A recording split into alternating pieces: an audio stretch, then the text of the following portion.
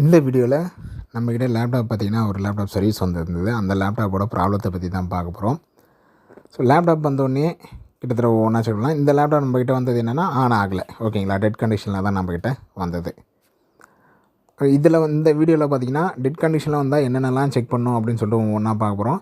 இதில் என்னென்ன ப்ராப்ளம்லாம் இருக்குது, என்னென்னலாம் ஐடென்டிஃபை பண்ணணும், அதுக்கான சொல்யூஷன் எல்லாம் இப்படி எல்லாமே பார்க்க போகிறோம். இதெல்லாம் பார்த்து நம்ம சேனலில் நீங்கள் சப்ஸ்கிரைப் பண்ணுங்கள். இன்ட்ரெஸ்டிங் வீடியோஸ் நம்ம சேனலில் வந்துக்கிட்டே இருக்கும். All types of laptop, desktop, printer, CCTV sales and service accessories காஞ்சிபுரத்தில் பண்ணிட்டுருக்கோம். உங்களுக்கு எதனா கம்ப்யூட்டர் அசசரிஸ் தேவைப்படும் சரி கால் பண்ணுங்கள் 9585006736. இந்த லேப்டாப் பொறுத்த வரைக்கும் பார்த்தீங்கன்னா government laptop HP 245G5 model. ஓகேங்களா, வீடியோலேயே உங்களுக்கு மாடல் நம்பர் காமிச்சிருப்பேன். இந்த லேப்டாப் தான் இது, கவர்மெண்ட் லேப்டாப் இது.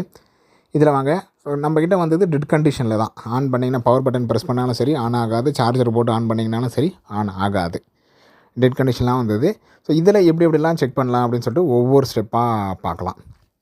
இதில் இருக்கிற எல்லா ப்ராப்ளத்தையும் எப்படி சால்வ் பண்ணுறதுன்னு பார்ப்போம். ஒவ்வொரு ப்ராப்ளமாக செக் பண்ணலாம். ஃபஸ்ட்டு நம்மள சார்ஜர் நல்லா இருக்கான்னு சொல்லிட்டு செக் பண்ணிக்கணும். ஏன்னா லேப்டாப் ஆனே ஆகலை, சார்ஜர் போட்டாலும் பார்த்திங்கன்னா எந்த ஒரு இண்டிகேஷனும் கிடையாது. லேப்டாப் டெட் கண்டிஷனே கூட வச்சுக்கோங்க. ஓகேங்களா, லேப்டாப் டெட் கண்டிஷனாக இருந்தாலும் நம்மளுக்கு சார்ஜர் போட்டோடனே எதனா ஒரு இண்டிகேஷனாவது வரணும். ஆனால் எந்த ஒரு இண்டிகேஷனும் வரலை. ஒரு சின்ன லைட்டு அந்த LED பிளிங்க் ஆகிறது ஏதாவது ஒரு இண்டிகேஷன், சார்ஜிங் இண்டிகேஷன் எதுவும், ஆனால் எதுவுமே வரல. ஸோ அதனால் நம்ம ஃபஸ்ட்டு செக் பண்ண வேண்டியது சார்ஜர் தான். சார்ஜர் நல்லா இருக்கா அப்படின்னு சொல்லிட்டு நம்ம செக் பண்ணிடணும்.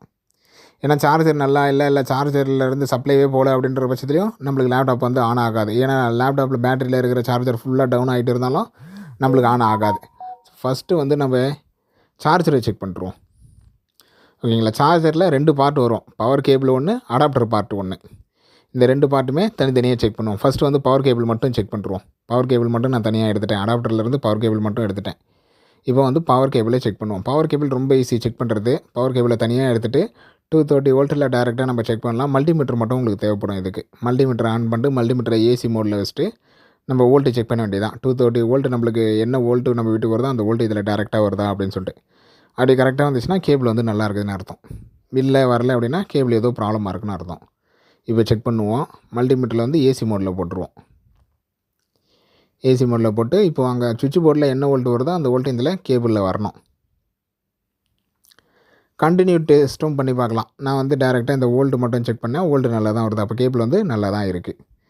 இதுவே நீங்கள் கண்டினியூட்டி பஸ்ஸர் மோடில் போட்டு கண்டினியூ டெஸ்ட்டும் பண்ணி பார்க்கலாம். இந்த 2 மெத்தட் மூலிமா பவர் கேபிள் வந்து நல்லா இருக்கா இல்லையான்னு சொல்லிட்டு செக் பண்ணிடலாம். நான் பஸ்ஸர் மோடில் போகலை, வெறும் AC மோடில் மட்டும் போட்டு செக் பண்ணிக்கிட்டேன். ஸோ அப்போ வந்து பவர் கேபிள் நமக்கு நல்லா தான் இருக்குது. இப்போ பவர் கேபிள் கன்ஃபார்ம் பண்ணதுக்கப்புறம், ஏன்னா ஒரு சில சார்ஜரில் பார்த்திங்கன்னா பவர் கேபிள் நல்லா இருக்காது. மேக்ஸிமம் பவர் கேபிளை பொறுத்த வரைக்கும் எதனா எரிஞ்சிட்டு இருக்கும். ஆனால் இந்த பவர் கேபிள் அப்படிலாம் எதுவுமே இல்லை. அதனால் மேக்ஸிமம் பவர் கேபிள் நல்லா தான் இருக்குது. நெக்ஸ்ட் வந்து இப்போ இந்த அடாப்டரை செக் பண்ண போகிறோம்.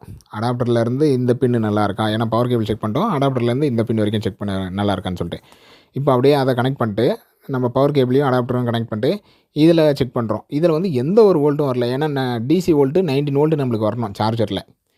இதில் எப்படி வச்சு பார்த்தாலும் சரி, என்ன தான் ஷேக் பண்ணாலும் சரி, இல்லை ஒருவேளை நம்ம தான் கரெக்டாக வைக்கலையா அப்படின்னு சொல்லி இப்படி எல்லாமே செக் பண்ணாலும் சரி 19 வோல்ட்டு வரவே இல்லை. எப்படி செக் பண்ணாலும் இன்னொரு சார்ஜரில் செக் பண்ணால் பக்காவாக 19 வோல்ட் வருது. இந்த சார்ஜரில் வரவே இல்லை. அப்போ இதில் ஃபஸ்ட்டு இந்த லேப்டாப்பை பொறுத்த வரைக்கும் ஃபஸ்ட்டு ப்ராப்ளம் என்ன, சார்ஜர் ப்ராப்ளம். சார்ஜரில் என்ன problem, adapter problem. Power cable நல்லா இருக்குது, அடாப்டர் ப்ராப்ளம்.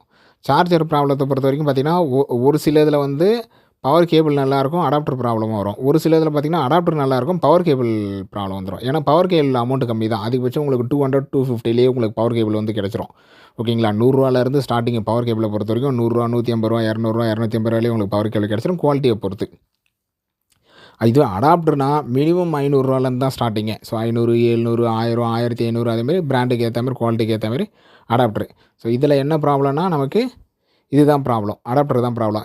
இதனால் நான் என்னென்னு பார்த்தீங்கன்னா என்கிட்ட DC பவர் சப்ளை இருக்குது. ஸோ DC பவர் சப்ளை டைரெக்டாக நம்ம கொடுத்து செக் பண்ணுவோம் லேப்டாப் நல்லா இருக்கா அப்படின்னு சொல்லிட்டு. என்கிட்ட DC பவர் சப்ளை இருக்குது. DC பவர் சப்ளையில் கொடுத்துட்டு இப்போ லேப்டாப்பை ஆன் பண்ணுவோம். ஆன் பண்ணுறேன் லேப்டாப்பை. ஸோ இந்த லேப்டாப்பை பொறுத்த வரைக்கும் ஃபஸ்ட்டு ப்ராப்ளம் சார்ஜரோட அடாப்டர் ப்ராப்ளம் இருக்குது. இப்போ DC பவர் சப்ளை ஆன் பண்ணிட்டு லேப்டாப்பை ஆன் பண்ணி பார்ப்போம். ஆன் பண்ணியாச்சு. DC பவர் சப்ளை வந்து ஆன் பண்ணியாச்சு. வோல்ட் எடுக்குது. இப்போ பவர் பட்டனை ப்ரெஸ் பண்ணி அந்த இண்டிகேஷன் தருது பாருங்கள். சார்ஜர் போட சொல்ல எந்த ஒரு இண்டிகேஷனும் இல்லை. DC பவர் சப்ளையில் பார்த்திங்கன்னா இண்டிகேஷனும் வருது. ஓகேங்களா, ஸோ சார்ஜ் ஆகுது, அதாவது சார்ஜரை கனெக்ட் பண்ணி வச்சுருக்கிறோம் அப்படின்றதுக்கான, அதாவது DC பவர் சப்ளை கனெக்ட் பண்ணி வச்சுருக்கிறோம் அப்படின்றதுக்கான இண்டிகேஷன். ஆன் பண்ணிட்டேன், எனக்கு டிஸ்ப்ளேவும் வந்துருச்சு. ஓகேங்களா. டிஸ்ப்ளே ஆன் பண்ணோடனே எனக்கு ரெண்டாவதா தெரியுறது என்னென்னா, அந்த 3 லைன்ஸ் வந்திருக்கு பாருங்கள். 1, 2, 3 லைன்ஸ் தெரியுதுங்களா. அப்போ இந்த லேப்டாப்பை பொறுத்த வரைக்கும் டிஸ்ப்ளே ப்ராப்ளமும் இருக்குது. ஆன் ஆகுது, டிஸ்ப்ளே ப்ராப்ளமும் இருக்குது. ஏன்னா 3 லைன் வருதுல்ல, 1, 2, 3 லைன் இருக்குது. இந்த லேப்டாப்பை பொறுத்த வரைக்கும் டிஸ்ப்ளே கம்ப்ளைண்ட்டும் இருக்குது. ஏன்னா கஸ்டமர் நம்மகிட்ட கொடுக்க சொல்ல என்னென்னா டெட் கண்டிஷனில் தான் கொடுத்தாங்க. நம்ம என்னென்னா ஒரு லேப்டாப் வருதுனாலே அதில் என்னென்ன ப்ராப்ளம் இருக்குதுன்னு சொல்லிட்டு மேக்ஸிமம் எல்லாத்தையும் நம்ம செக் பண்ணிடணும். எந்தெந்த ப்ராப்ளம்லாம் இருக்குது, எந்தெந்த ப்ராப்ளம்லாம் இல்லை அப்படின்னு சொல்லிட்டு. மேக்ஸிமம் லேப்டாப் வந்து ஏதாச்சும் ஒரு ப்ராப்ளத்தோடு தான் வரும். ஆனால் இந்த லேப்டாப்பில் என்னென்ன ப்ராப்ளம் வருதுலாம் பாருங்கள். நான் வீடியோ முடிகிறதுக்குள்ள அந்த எல்லா ப்ராப்ளத்தையும் சொல்லி வைக்கிறேன். ஸோ இது வரைக்கும் பார்த்ததில் இதில் ஃபஸ்ட்டு ப்ராப்ளம் வந்து சார்ஜரோட அடாப்டர் ப்ராப்ளம், ரெண்டாவது ப்ராப்ளம் வந்து டிஸ்ப்ளே ப்ராப்ளம். டிஸ்ப்ளேயில் அந்த 3 கோடு விழுந்திருக்கு. நெக்ஸ்ட்டு வந்து இதில் கீபோர்டு ப்ராப்ளமும் இருக்குது. ஓகேங்களா. கீபோர்டில் என்ன ப்ராப்ளம்னா இந்த பேக் ஸ்பேஸ் பட்டன் இருக்குல்ல, அது ஒர்க் ஆகாது. இது மாதிரி ஒரு சில பட்டன்ஸ் வந்து இதில் ஒர்க் ஆகாது. என்டர் பட்டன் வந்து கொஞ்சம் சரியாக ப்ரெஸ் ஆகாது. So back space button problem இருக்குது. என்டர் பட்டன் வந்து ஒரு சில டைம் நல்லா ஒர்க் ஆகும், ஒரு சில டைம் ஒர்க் ஆகாது. இன்னும் ஒரு சில பட்டன்ஸ்லாம் இதில் ஒர்க் ஆகாது. ஸோ 3ஆவதாக ப்ராப்ளம் இதில் என்ன, கீபோர்டு ப்ராப்ளம். ஓகேங்களா. இதில் 3ஆவதாக இருக்கிற ப்ராப்ளம் வந்து கீபோர்டு ப்ராப்ளம்.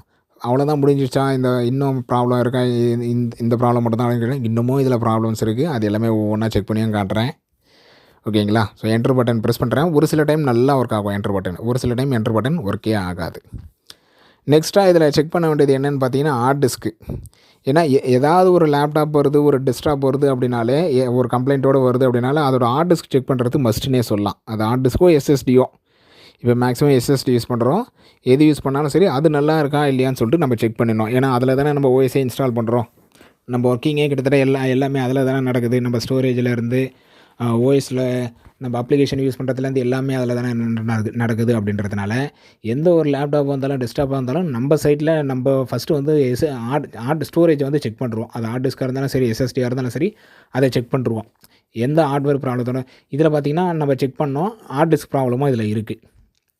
ஓகேங்களா. ஹார்ட் டிஸ்க் சென்டினல் போட்டு நம்ம செக் பண்ணோம், ஹார்ட் டிஸ்க் ப்ராப்ளமும் இதில் இருக்குது. ஹார்ட் டிஸ்க் ஹெல்த் வந்து ரொம்ப லோவாக காமிக்குது.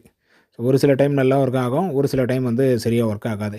நெக்ஸ்ட்டு பார்த்திங்கன்னா இதில் பேட்ரி ப்ராப்ளமாக இருக்குது. ஏன்னா பேட்ரி ப்ளக்குடுன்னு சார்ஜர் ப்ளக்குடுன்னு வரும், ஆனால் நாட் சார்ஜிங்னு வரும். அதனால் பேட்ரி ப்ராப்ளமும் இருக்குது. இதில் பேட்ரி வந்து சார்ஜ் ஆகாது. இங்கே மேலே பார்த்தீங்கனாலே தெரியும் பாருங்க, 0% ப்ளக்குடுன்னு நாட் சார்ஜிங்னு சொல்லிட்டு. இதில் பேட்ரி ப்ராப்ளம் மேபி நான் செக் பண்ண வரைக்கும் பேட்ரி ப்ராப்ளம் ஃபுல்லாக நம்ம செக் பண்ணால் தான் தெரியும். வேறு பேட்ரி போட்டோ இல்லை போர்டை பார்த்தா தான் தெரியும் அது சார்ஜ் ஆகாததுக்கு போர்டில் இருக்கிற போர்டு ப்ராப்ளமா இல்லை சார்ஜர் இது அடாப்டர் தான் பேட்ரி ப்ராப்ளம் இருக்கா அப்படின்னு சொல்லிட்டு. இப்போ மேலோட்டமாக ரஃப்பாக பார்த்த வரைக்கும் பேட்ரி ப்ராப்ளமாக தான் தோணுது. ஸோ ஹார்ட் டிஸ்க் சென்டில் நம்ம செக் பண்ண வரைக்கும் பாருங்கள், ஹெல்த் வந்து இது வந்து கம்மியாக தான் இருக்குது. ஸோ கிட்டத்தட்ட 5 ப்ராப்ளம் இருக்குது இந்த லேப்டாப்பை பொறுத்த வரைக்கும். Charger adapter problem, battery problem, keyboard problem, display problem. ஓகேங்களா. ஸோ இத்தனை ப்ராப்ளம்ஸ் இருக்குது. இந்த லேப்டாப்பை இதுக்கப்புறமும் சர்வீஸ் பண்ணலாமா, இதில் ஒவ்வொன்றாமா மாற்றலாமா அப்படின்னு கேட்டிங்கன்னா, எங்களோட ரிக்வெஸ்ட் என்னென்னா மேக்ஸிமம் வேண்டாம். ஏன்னா இவ்வளோ செலவு பண்ணுறதுக்கு நீங்கள் வேறு லேப்டாப் போடுறது பெஸ்ட்டு. இதில் இத்தனை பார்ட்ஸை மாற்றுறதுக்கு இப்போ இதே லேப்டாப் வருது, அதில் வெறும் ஹார்ட் டிஸ்க் மட்டும்னா தாராளமாக ஹார்ட் டிஸ்க் மட்டும் மாற்றிக்கலாம். இத்தனை ப்ராப்ளத்துக்கு மேக்ஸிமம் வந்து இதை பண்ணவே தேவையில்லை, புது லேப்டாப் வாங்கிறது. ஓகேங்களா. ஸோ ஏதோ ஒரு லேப்டாப் சர்வீஸ் வருது, அந்த லேப்டாப்பில் எதனா ஒரு ப்ராப்ளம் மட்டும் இருக்குன்னா அது தாராளமாக சர்வீஸ் பண்ணலாம். இத்தனை ப்ராப்ளத்தை வச்சு ஒரு battery, keyboard, hard disk, display, charger இதெல்லாம் சேஞ்ச் பண்ண போனாலே இதுக்கு தாராளமாக ஒரு 5000ரூவாலேருந்து 6000ரூவா. ஓகேங்களா. ரஃபாக கால்குலேஷனே சொல்கிறேன். ரஃபாக கால்குலேஷனில் நீங்கள் 5000, 6000 செலவு பண்ணுற மாதிரி இருக்கும். அதுவும் இது கவர்மெண்ட் லேப்டாப் தான் இது. ஓகேங்களா. இதுக்கு இவ்வளோ செலவு பண்ணுறது, நீங்கள் தாராளமாக புது லேப்டாப் போயிட்டீங்கன்னா அதுக்கு குறைஞ்சபட்சம் ஒரு வாரண்ட்டி 1 வருஷம் கொடுத்துருவாங்க. ஸோ குறைஞ்சபட்சம் ஒரு வருஷத்தில் 2 வருஷத்தில் அது நல்லா தான் இருக்கும்போது எந்த ஒரு கம்ப்ளைண்ட்டும் இல்லாமே. அதுக்கப்புறம் நீங்கள் யூஸ் பண்ணுற யூசேஜை பொறுத்து அது 5 வருஷமோ 10 வருஷமோ இல்லை 15 வருஷமோ அதுக்கேற்ற மாதிரி லைஃப் வரும். ஸோ இந்த லேப்டாப்பை பொறுத்த வரைக்கும் இதேமாரி இந்த லேப்டாப் தான் இல்லை, வெறும் கவர்மெண்ட் லேப்டாப்புக்கு தான் இல்லை, நீங்கள் வச்சுருக்கிற எந்த ஒரு லேப்டாப்பாக இருந்தாலும் இத்தனை ப்ராப்ளம் இது கிட்டத்தட்ட பார்த்தீங்கன்னா யூஸே பண்ணாமல் 1 வருஷம் ஒதுக்கி வச்சுருந்தாங்க இந்த லேப்டாப்பை. ஒரு வருஷம் அப்படியே எடுத்து வச்சுருந்து இதை சர்வீஸ் பண்ணலான்னு எடுத்துகிட்டு வந்துருக்குறாங்க. ஓகேங்களா. இதை சர்வீஸ் பண்ணலாம் எடுத்துகிட்டு எங்கள் ரெக்கமெண்டேஷன் என்னன்னா, இந்த லேப்டாப் சர்வீஸ் பண்ணவே தேவையில்லை, அப்படியே தூக்கி ஓரமாக வச்சுருங்க அப்படின்னு சொல்லிட்டு தான். ஏன்னா இத்தனை ப்ராப்ளம் சால்வ் ஆகினாலும் இதுக்கடுத்து எதனா ப்ராப்ளம் வரும், இதுக்கடுத்து வேறு எதனா ப்ராப்ளம் வரும், திருப்பி அதுக்கு செலவு பண்ணணும். டெஸ்க்டாப் வந்து ரொம்ப ஈஸி, எதனா ஒரு பார்ட்ஸ் மாற்றிடலாம், திருப்பி வேறு எதனா ப்ராப்ளம் எதனா அதுக்கு சர்வீஸ் பண்ணலாம், அடுத்தடுத்து அப்படியே போய்கிட்டே இருக்கலாம். டெஸ்க்டாப் ஈஸி, லேப்டாப் அப்படி இல்லை.